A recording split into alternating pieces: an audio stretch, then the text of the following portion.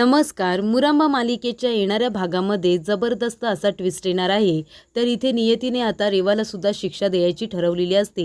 तिच्यासुद्धा आयुष्यामध्ये असं कुणीतरी येणार असतं, ते तिला उद्ध्वस्त करून टाकणार असतं. तर इथे रेवाने रमाच्याच घरामध्ये राहून तिला नोकर म्हणून काम करायला लावलेलं असतं आणि आता नियतीने आता पलटवार करत आता रेवाला तिच्या गुन्ह्यांची शिक्षा द्यायला सुरुवात केलेली असते आणि ती सुरुवात झालेली असते ती आईआजीकडून. आईआजीनेच रेवाला डोक्यावरती घेतलेलं असतं आणि आईआजीचा आता तिला तिच्या चुकांची आठवण करून देत असतात आणि तिला तिची लायकीसुद्धा दाखवून देतात आणि रमा त्या घरची सून आहे हे सुद्धा तिला दाखवून देतात. तेव्हा इथे आता रेवाला खूप जास्त टेन्शन आलेलं असतं. आपल्या घरामध्ये आपली सपोर्ट सिस्टीम आता हल्लेली आहे. आई आजी आता रमाची बाजू घेऊन माझ्याशी बोलायला लागलेले आहेत हे आता रेवाच्या लक्षात येतं आणि आता रमासुद्धा म्हणालेली असते की रेवाच्या आयुष्यात असं कोणीतरी यायला हवंय, ते तिच्या शब्दात तिला तिच्या चुका दाखवून द्यायला हवंय आणि तिलासुद्धा तिच्या गुन्ह्याची शिक्षाही मिळायला हवी आहे. तेव्हा इथे आता ती शिक्षा देणारा दुसरा तिसरा कुणी नाही तर नियतीने त्या माणसाला आणलेलं असतं, ज्या माणसाला रेवा सोडून निघून गेलेली असते आणि त्या माणसाने रेवाची अवस्था खूपच जास्त बिकट करून ठेवलेली असते. तो म्हणजे अथर्व. अथर्व पुन्हा रेवाला आपल्या प्रेमामध्ये पाडतो आणि रेवासुद्धा त्याच्या बोलण्यावरती विश्वास ठेवते, पण अथर्व तिच्यावरती प्रेम करत नसतो. त्याला फक्त तिच्याकडून पैसे उकळायचे असतात. जेव्हा रेवा त्याला पैसे द्यायला नकार देते तेव्हा अथर्व आता खूप मोठी चाल तिच्याबरोबर खेळत असतो. तो म्हणतो, तू जर मला पैसे दिले नाहीस ना रेवा, तुला काय वाटलं मी सहजासहजी तुला सोडेन का? माझ्याकडे आपला तो एक प्रायव्हेट व्हिडिओ आहे, तो मी लीक करेन. तेव्हा इथे रेवा आता खूपच जास्त टेन्शनमध्ये येते. पण केलेल्या गुन्ह्याची शिक्षा एवढी मोठी असणार आहे, रेवाने या गोष्टीचा विचारसुद्धा केला नव्हता. रेवा म्हणत असते की अथर्व माझ्याकडे पैसे नाही आहेत, तू माझ्याबरोबर प्रेमाचं नाटक केलंस, तू पूर्वीप्रमाणेच माझ्याबरोबर वागतोयस ना, मी तुला पैसे नाही देऊ शकणार. तेव्हा अथर्व म्हणत असतो की पैसे तर मला हवेच आहेत, तू मुकदमांच्या इथे काम करतेस ना, मग तुला तर लॉटरी लागलेली आहे, तू तुझ्या मम्माकडून नाहीतर तुझ्या मुकदमांकडून मला पैसे आणून द्यायचे, नाहीतर हा व्हिडिओ आहे ना तो मी लीक करणार. तर अथर्वने आता रेवाला तो व्हिडिओ पाठवलेला असतो. तो व्हिडिओ बघितल्यानंतर रेवाच्या पायाखालची आता जमीनच सरकते. काय करावं तिला काही कळत नाही. अथर्वने तिची अवस्था खूपच जास्त बिकट करून ठेवलेली असते. रेवाला आता तोंड दाखवायला जागा ठेवलेली नसते. तेव्हा आता या प्रसंगातून रेवा कशी बाहेर पडेल हे बघणं खूपच जास्त रंजकदार होणार आहे. पण नियतीने आता खेळ सुरू केलेला असतो. रमा आणि अक्षयला जो काही रेवाने त्रास दिलेला असतो त्या गुन्ह्याची शिक्षा आता अथर्वेच्या रूपाने रेवाला मिळणारच असते. रेवाने जो काही गुन्हा केलेला असतो तिने रमा अक्षयला तोडण्याचा प्रयत्न केलेला असतो, वेगळं करण्याचा प्रयत्न केलेला असतो, रमाचा संसार उद्ध्वस्त करण्याचा प्रयत्न केलेला असतो आणि याची शिक्षा आता नियतीने रेवाला द्यायला सुरुवात केलेली असते. तर रेवा अक्षयच्या प्रेमासाठी असुसलेली असते. कधी ना कधीतरी अक्षय आपल्यावरती प्रेम करेल असं तिला वाटत असतं, पण तरीसुद्धा अक्षय तिच्यावरती कधीही प्रेम करत नाही. तेवढ्यातच अथर्व येतो आणि अथर्व पुन्हा रेवाला आपल्या प्रेमाची जाणीव करून देत असतो. तो म्हणतो की माझं तुझ्यावरती खरंच खूप जास्त प्रेम आहे, मी तुला जो काही त्रास दिला ते सगळं तू विसरून पुन्हा माझ्या आयुष्यामध्ये येशील का? आता मी स्वतःहून कामसुद्धा करायला लागलोय, मी तुला राणीसारखं ठेवेन, प्लीज तू मला सोडून जाऊ नकोस, असे प्रॉमिस वगैरे आता अथर्व पुन्हा रेवाला करत असतो. तेव्हा इथे रेवा आता त्याच्या खोट्या प्रेमाला परत फसत जाते. तेव्हा इकडे ते आपल्या ममाकडे येते आणि पैशांची मागणी करते.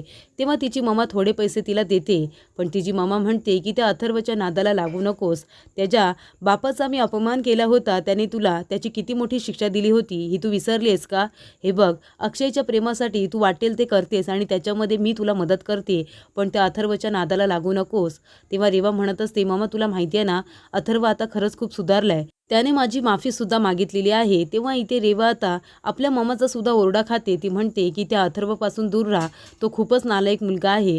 तेव्हा इथे रेवा आता कोणाचं काही ऐकायला तयारच नसते, कारण अक्षयने खूप वेळा आता रेवाला नकार दिलेला असतो, त्याने रेवाची लायकीसुद्धा दाखवून दिलेली असते.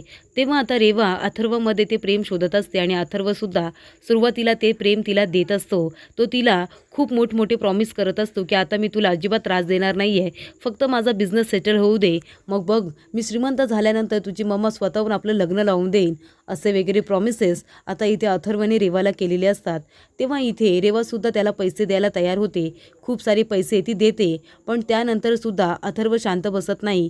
त्याच्यावरती जे काही कर्ज असतं ते तो फेडत असतो आणि रेवाकडे पैशांची मागणी ही करतच असतो.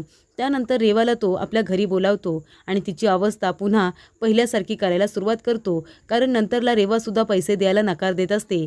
तर इथे रमा आणि अक्षयचं आता सगळं काही व्यवस्थित सुरळीत झालेलं असतं. त्यांनी त्यांचा बिझनेस स्टार्ट केलेला असतो आणि त्याच्यामध्ये सक्सेस होत असतात. रेवाकडे दोघेही लक्ष देत नसतात, त्यामुळे आता रेवाला त्या घरामध्ये राहण्यात काही अर्थ वाटत नसतो आणि ती पुन्हा अथर्वच्या नादाला लागून त्याच्याबरोबर येते आणि स्वतःचं आयुष्य उद्ध्वस्त करायला लागते. विनाशकाले विपरीत बुद्धी. आता रेवाला काही सुचत नसतं. प्रेमासाठी वेडी झालेली रेवा, ना तिला अक्षयचं खरं प्रेम मिळत, ना तिला अथर्वचं खरं प्रेम मिळत. अक्षयचं प्रेम फक्त रमावरती आहे याची तिला आता खात्री पटलेली असते, कारण तो तिच्याकडे अजिबातच बघत नाही. तेव्हा ती अथर्वच्या मागे आलेली असते, पण अथर्वने पुन्हा तिची तीच अवस्था करून ठेवलेली असते जी आधी केलेली असते. जोपर्यंत पैसे मिळत असतात तोपर्यंत तो रेवाबरोबर चांगला राहतो आणि नंतर ती पैसे द्यायला नकार देते. तिला मुकादमांकडून सुद्धा आता काही मिळत नाही आणि अथर्ववरती पुन्हा प्रेम करायला लागलेली रेवा बघून तिच्या मम्माने सुद्धा तिला पैसे द्यायला नकार दिलेला असतो. त्यामुळे आता रेवाची तीच अवस्था अथर्वने करून ठेवलेली असते जी झोपडपट्टीमध्ये रमाला मिळायच्या आधी त्याने केलेली असते आणि रमाने तिला त्या अवस्थेतून बाहेर काढलेलं असतं. पण रेवाने त्याचा गैरफायदा घेत रमालाच तिच्या संसारातून उद्ध्वस्त करायचं ठरवलं होतं. त्यामुळे आता रेवाच्या पापाचा घडा खूपच जास्त भरलेला असतो. अख्खं घर रमाच्या आणि अक्षयच्या विरोधामध्ये करून ती स्वतःला खूपच जास्त ग्रेट समजत असते. आपण अक्षयच्या प्रेमासाठी वाटेल ते करतोय याचा तिला आनंद वाटत असतो, अभिमान वाटत असतो. पण आता नियतीच्या मनामध्ये काहीतरी वेगळंच असतं. रेवाला तिच्या गुन्ह्याची शिक्षा कशी काय मिळणार, तर तिला अशीच मिळणार ज्या वस्तीमधून रमाने तिला बाहेर काढलेलं असतं. त्या वस्तीमध्ये ती पुन्हा जाते, त्या नरकामध्ये ती पुन्हा जाते आणि अथर्वचा मार खात असते. तर इथे तिच्या पापाचा घडा खूपच जास्त भरलेला असतो. शशिकांत मुकादमांच्या नादाला लागून तिने अक्षय आणि रमाला खूप जास्त त्रास दिलेला असतो. घरातून बाहेर सुद्धा काढलेलं असतं. स्वतःच्याच घरामध्ये त्यांना नोकर म्हणून सुद्धा वागवलेलं असतं. आता रेवा ही मुकादमांच्या इथे राहत असते, पण स्वतःला मालकीण समजत असते आणि रमाला त्या घरची नोकर समजत असते. त्यामुळे आता चा अतिरेक तिच्या अंगाशी आलेला असतो, कारण नंतर ती अभि आणि आरतीमध्ये सुद्धा गैरसमज निर्माण करते. अभिला सुद्धा स्वतःच्या बाजूने करत ती त्या दोघांमध्ये गैरसमज निर्माण करते आणि ते आरतीला कळतं आणि आरतीसुद्धा अभिला त्या सगळ्या प्रकरणातून बाहेर काढण्याचा प्रयत्न करत असते. तरी ते रमा आणि अक्षय आता रेवाच्या या वागण्याकडे खूप दुर्लक्ष करतात आणि दोघंजण आपल्या गोलकडे फोकस करतात. त्यांनी जो मुरांबाचा बिझनेस सुरू केलेला असतो त्याच्याकडे लक्ष देत आता खूप मोठ्या मोठ्या ऑर्डर घेत ते आपल्या आयुष्यामध्ये खूप जास्त सक्सेस हे होतच असतात. तर इथे रमाला त्रास देता देता रेवा आता स्वतःच्याच आयुष्यामध्ये संपूर्णपणे उद्ध्वस्त होऊन गेलेली असते. रमाला उद्ध्वस्त करणारी रेवा आता स्वतःच उद्ध्वस्त झालेली असते. स्वतःच्या पापाचा घडा एवढा भरलेला असतो की तो आता फुटलेला असतो आणि त्याच्यामध्ये ती पूर्णपणे डुबून गेलेली असते. अथर्वने तिची अवस्था खूपच जास्त बिकट करून ठेवलेली असते आणि आता रमाकडे आणि अक्षयकडे मदत तरी कशी मागणार, कारण जेव्हा तिने मदत मागितली होती न मागता सुद्धा रमाने आणि अक्षयने तिची मदत केली होती. तिला स्वतःच्या घरामध्ये राहण्यासाठी तिने आसरा दिला आणि रेवाने काय केलं तर रमालाच अक्षयपासून दूर करण्याचा डाव रचला आणि आता हे सगळं तिच्यावरती उलट फिरलेलं असतं. जिथून रमाने तिला बाहेर काढलेलं असतं, रेवा तिच्याच बुद्धीने तिथे परत गेलेली असते, ती नरकात परत गेलेली असते.